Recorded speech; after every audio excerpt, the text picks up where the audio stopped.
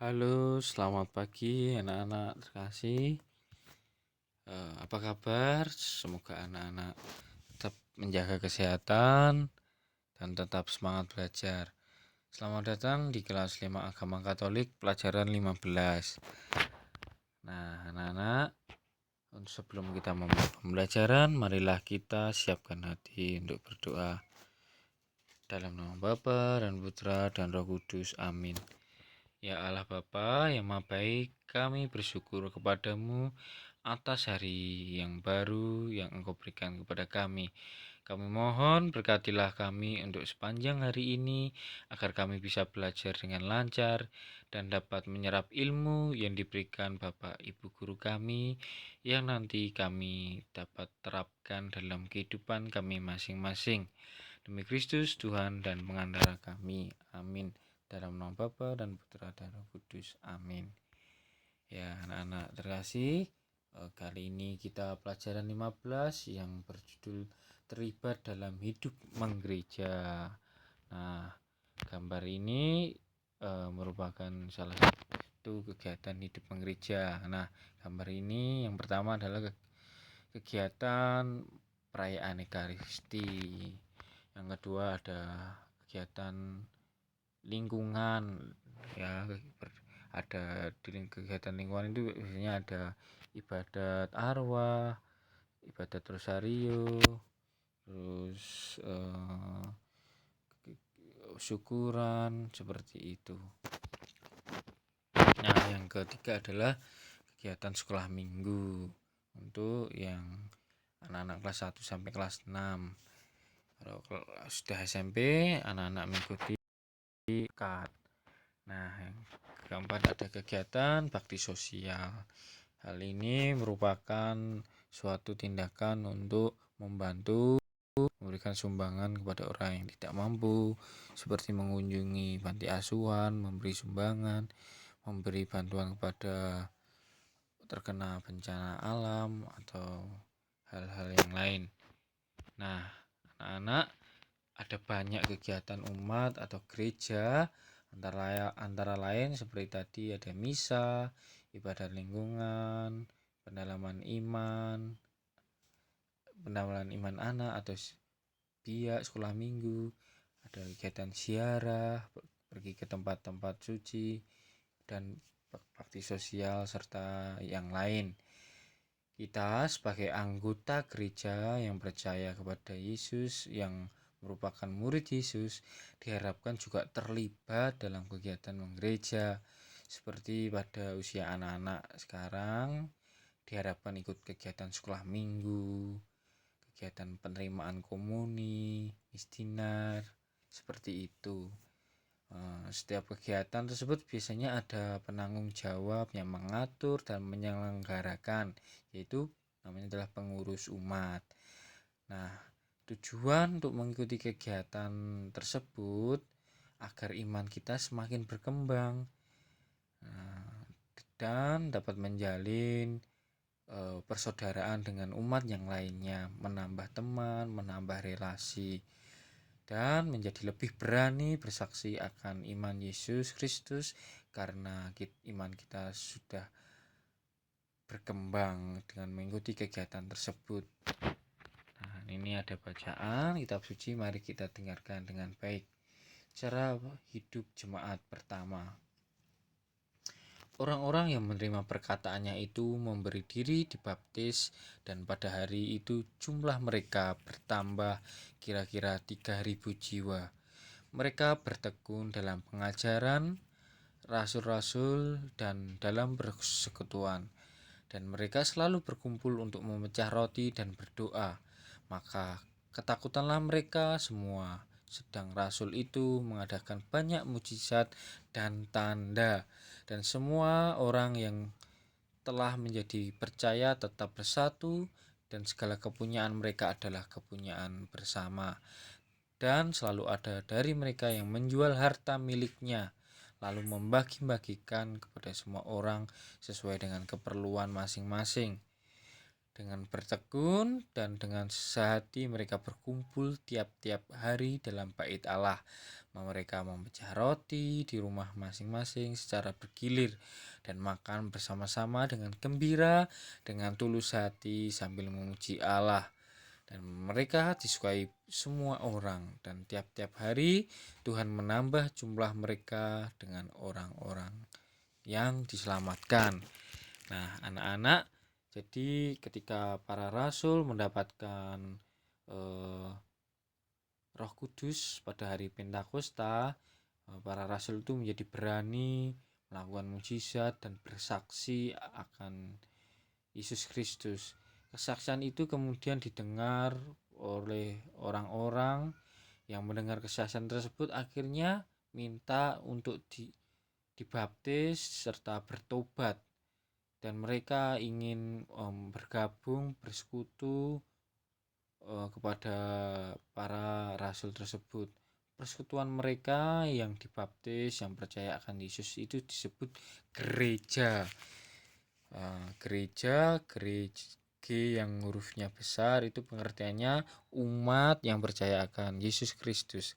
Kalau gereja G-nya kecil itu adalah bangunan gereja tersebut. Gereja yang terbentuk dari pewartaan para rasul itu, atau gereja yang saat ini juga yang kita semua yang percaya pada Yesus Kristus itu dijiwai oleh Roh Kudus, selalu diberkati oleh Roh Kudus.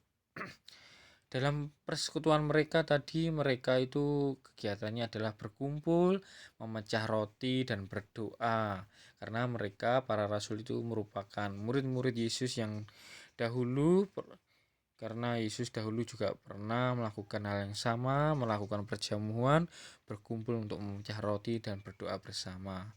Kemudian hal itu dilakukan oleh para rasul bersama para pengikutnya untuk mengenang sengsara, wafat, dan bangkit Tuhan Yesus Kristus.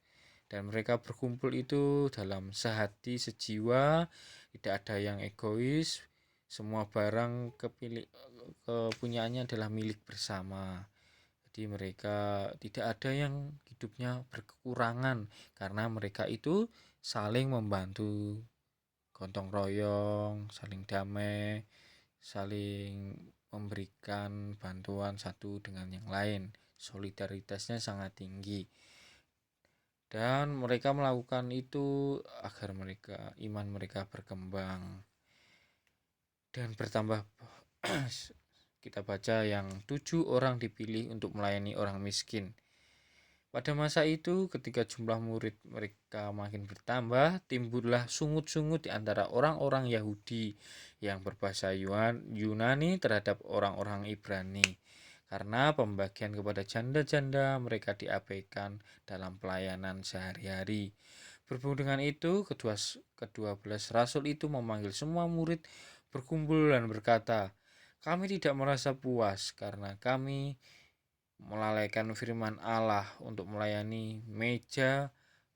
Karena itu, saudara-saudara, pilihlah 7 orang dari antara kamu yang terkenal baik, yang penuh dengan roh dan hikmat, supaya kami mengangkat mereka untuk tugas itu, dan supaya kami sendiri dapat memutuskan pikiran dalam doa dan pelayanan firman." Usul itu diterima baik oleh seluruh jemaat, lalu mereka memutuskan pikiran dalam doa dan melakukan iman. Usul itu diterima baik oleh para jemaat, lalu mereka memilih Stefanus, seorang yang penuh iman dan Roh Kudus, dan Filipus, Prokorus, Nikanor, Timon,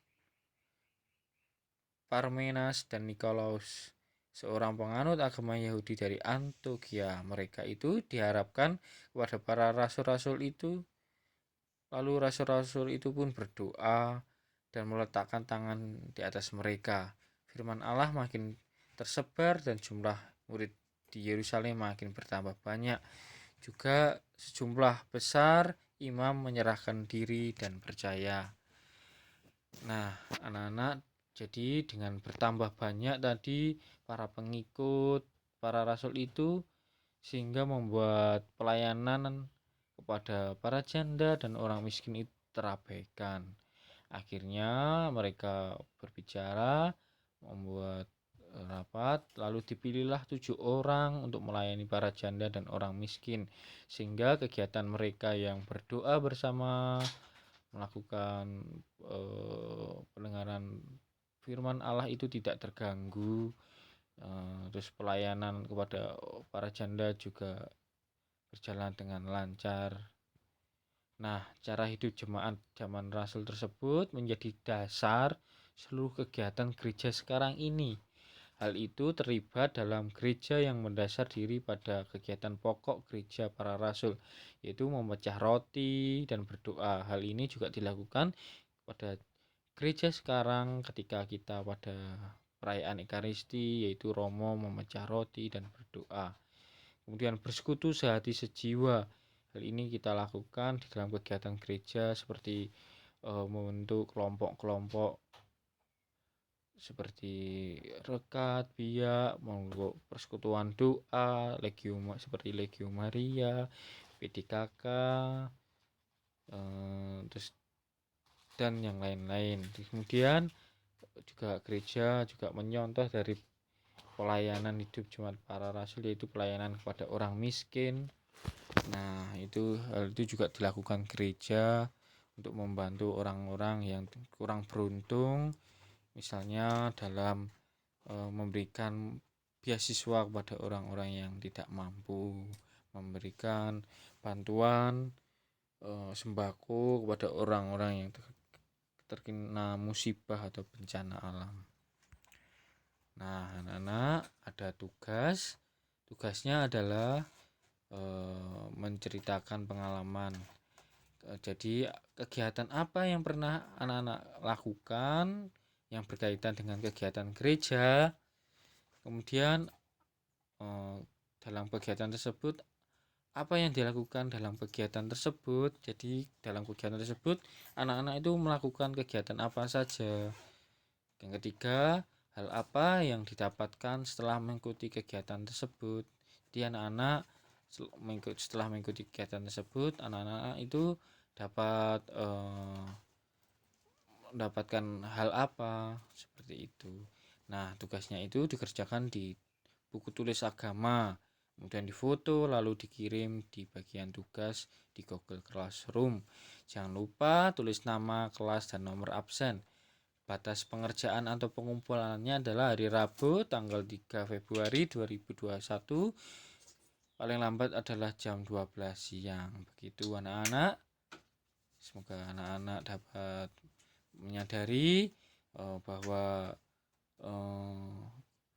pelajaran hari ini kita sebagai anggota gereja yang juga murid-murid Kristus harus terlibat dalam kegiatan menggereja agar iman kita bertambah dan berkembang, serta itu kita juga dapat menjalin persaudaraan antara umat satu dengan yang lainnya, begitu agar gereja kita tetap selalu berkembang dan masih tetap kokoh berdiri.